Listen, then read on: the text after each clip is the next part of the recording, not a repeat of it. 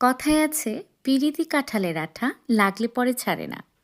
তবে সঠিকভাবে কাঁঠাল কাটার প্রসেসিং জানলে এর আঠা থেকে অবশ্যই ছাড় পাওয়া যায়। আসসালামু আলাইকুম ভিউয়ার্স, আশা করছি যে যেখান থেকে আমার ভিডিওটি দেখছেন সবাই অনেক ভালো আছেন। আজকে আপনাদের সাথে শেয়ার করব কাঁচা কাঁঠালের একটি রেসিপি। কাঁচা কাঁঠাল অনেকেই অনেকভাবে রান্না করে থাকে, যেমন চিংড়ি, মুরগির গোশত বা গরুর গোশত দিয়ে। তবে এগুলো ছাড়াও রান্না করলে খেতে ভীষণ টেস্টি হয়। আজকে সেই প্রসেসটাই আপনাদের সাথে শেয়ার করব। তবে চলুন ভিউয়ার্স, পুরো ভিডিওটি দেখে নেওয়া যাক। কাঁচা কাঁঠালের তরকারির জন্য প্রথমে একটা বড় সাইজের কাঁচা কাঁঠাল নিয়েছি এবং হাতে ভালো মতো সরিষার তেল মেখে নিয়েছি। দেখতেই পাচ্ছেন একদম হাত চকচক করছে তেলে। কাঁঠালটা কাটার আগেই পানিতে সামান্য হলুদ মিশিয়ে হলুদ পানি রেডি করে নিয়েছি। এবারে হাতের তালুতে ভালো মতো সরিষার তেল মেখে বটিতেও কিছুটা সরিষার তেল মেখে নিচ্ছি।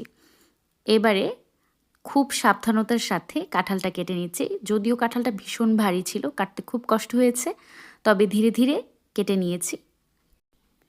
কাঁঠাল কাটার বাকি ভিডিওটুকু আনফরচুনেটলি ডিলিট হয়ে গেছে। তবে এখানে একটা ছবির মাধ্যমে দেখিয়ে দিচ্ছি যে কাঁঠালের কোন অংশটুকু নিয়েছি এবং কোনটুকু বাদ দিয়েছি। লাল মার্ক করা যে অংশটুকু দেখতে পাচ্ছেন, মাঝের অংশটুকু, এটা আমি কেটে ফেলে দিয়েছি এবং বাহিরের যে সবুজ কাঁটাযুক্ত অংশ এটাও কেটে ফেলে দিয়েছি। এরপর কাঁঠালটা এরকম টুকরো করে কেটে সাথে সাথেই হলুদ মেশানো পানিতে ডুবিয়ে রাখতে হবে, নয়তো কাঁঠালের উপর একটা কালচে ভাব চলে আসবে। এখানে কাঁঠালের অর্ধেকটা কেটে নিয়েছি এবং খুব কাছ থেকে দেখানোর চেষ্টা করছি কাঁঠালের স্লাইসগুলো ঠিক কীরকম হয়েছে। এবার একটা পাত্রে পরিমাণ মতো পানি, হলুদ, লবণ দিয়ে কাঁঠালগুলো সেদ্ধ করে নেব।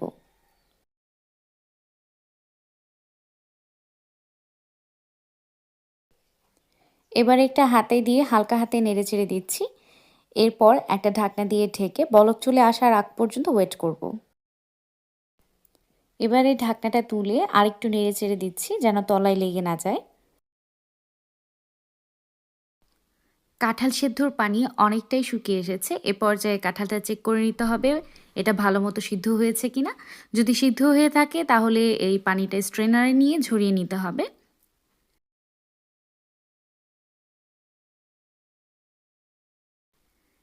এবারে একটা ফ্রাই প্যানে পরিমাণ মতো সরিষার তেল গরম করে এখানে কাঁঠালের টুকরোগুলো খুব ভালো মতো ফ্রাই করে নেব। এর সাথে অবশ্যই একটু লবণ অ্যাড করতে হবে। এবারে হালকা হাতে একটু নেড়েচেড়ে উল্টে পাল্টে দিচ্ছি যেন কাঁঠালের টুকরোটা ভালোভাবে ভাজা হয়ে যায় এবং ব্রাউন কালার হয়ে আসার আগ পর্যন্ত এই ভাজাটা কন্টিনিউ করতে হবে। এই ভাজাভাজির সময় খুব সুন্দর একটা অ্যারোমা বেরোচ্ছিল।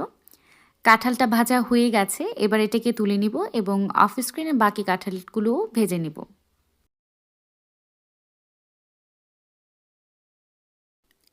কাঁঠালটা ভাজা হয়ে গেছে, আমি তো এই পর্যায়ে থেকেই খাওয়া শুরু করে দিয়েছিলাম, আমার কাছে এতটাই ভালো লাগছিল। এবারে বাকি কাজটা কমপ্লিট করে নেবার পালা। তবে চলুন বাকিটুকুও দেখে নেওয়া যাক। এবারে একটা কড়াইতে পরিমাণ মতো সরিষার তেল গরম করে এতে দিয়ে দিচ্ছি গরম মশলা। প্রথমেই তেজপাতা দিয়ে একটু নেড়েচেড়ে দিচ্ছি। এরপর এতে অ্যাড করছি দারচিনি, এলাচ, লবঙ্গ, হালকা হাতে একটু নেড়েচেড়ে দিব। এরপর এতে অ্যাড করব পরিমাণ মতো পেঁয়াজ কুচি। পেঁয়াজ কুচিগুলি ব্রাউন কালার হয়ে আসার আগ পর্যন্ত একটু নেড়েচেড়ে ভেজে নেব। এরপর এতে অ্যাড করব কাঁচামরিচ। আপনাদের ঝাল খাওয়ার টেস্ট অনুযায়ী এটা অ্যাড করবেন। এবার এখানে অ্যাড করছি 2 টেবিল চামচ আদা রসুন জিরা বাটা পেস্ট এবং স্বাদ মতো লবণ। সব কিছু একটু নেড়েচেড়ে আরও কিছুক্ষণ তেলে ভেজে নেব। পেঁয়াজের উপর ছড়িয়ে দিচ্ছি 2 চামচ হলুদ গুঁড়ি, ঝাল অনুযায়ী মরিচ গুঁড়ি এবং 1.5 চামচ ধনিয়া গুঁড়ি। এবার এটাকে একটু তেলে কষিয়ে নেব। এই গুঁড়ো মশলাগুলো তেলে কষানোর জন্য সবসময় পেঁয়াজের উপর ছাড়তে হবে। যদি তেলের উপর ডিরেক্ট গুঁড়ো মশলাটা দেওয়া হয় তাহলে গুঁড়ো মশলাটা পুড়ে যাওয়ার সম্ভাবনা থাকে। এবার এতে সামান্য একটু পানি অ্যাড করছি, দিয়ে এটা আরও কিছুক্ষণ কষিয়ে নিব যতক্ষণ পর্যন্ত এর থেকে তেল না উঠে আসে। এবার এতে অ্যাড করব ভেজে রাখা কাঁঠালগুলো। নেড়ে চেড়ে উল্টে পাল্টে ভালো মতো মশলার সাথে মিশিয়ে দেব। এবার 2 মিনিটের জন্য ঢাকনা দিয়ে ঢেকে দেব। এবারে ঢাকনাটা তুলে হালকা হাতে নেড়েচেড়ে দেব যেন তলায় লেগে না যায়। এরপর এতে অ্যাড করব সামান্য পানি। যেহেতু এটা ভালো মতো সেদ্ধ হয়ে গেছে এবং ভাজা আছে, তাই খুব একটা পানির প্রয়োজন হবে না। যতটুকু ঝোল রাখতে চান ঠিক ততটুকু পরিমাণ পানি দিয়ে নিলেই হয়ে যাবে। আরও একটু নেড়েচেড়ে দিচ্ছি। এরপরে ঢাকনা দিয়ে আরও কিছুক্ষণ রান্না করে নেব।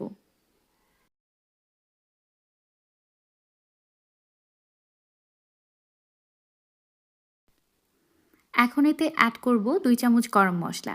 প্রথমে 1 চামচ গরম মশলা দিয়ে দিচ্ছি এবং হালকা হাতে নেড়েচেড়ে দিচ্ছি।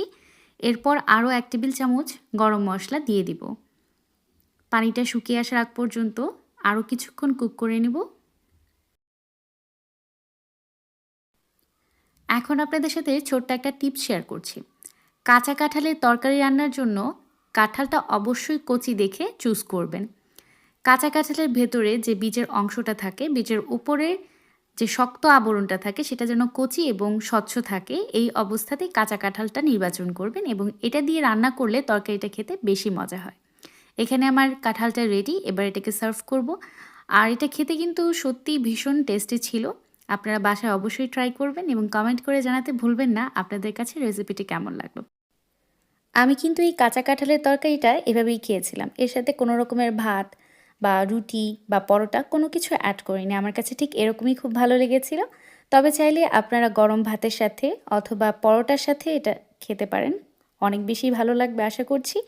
আর আপনি যদি আমার চ্যানেলে নতুন হয়ে থাকেন তবে আমার চ্যানেলটি সাবস্ক্রাইব করতে ভুলবেন না এবং ভিডিওগুলো যদি আপনার কাছে ভালো লেগে থাকে তবে ভিডিওতে অবশ্যই লাইক কমেন্ট করতে ভুলবেন না।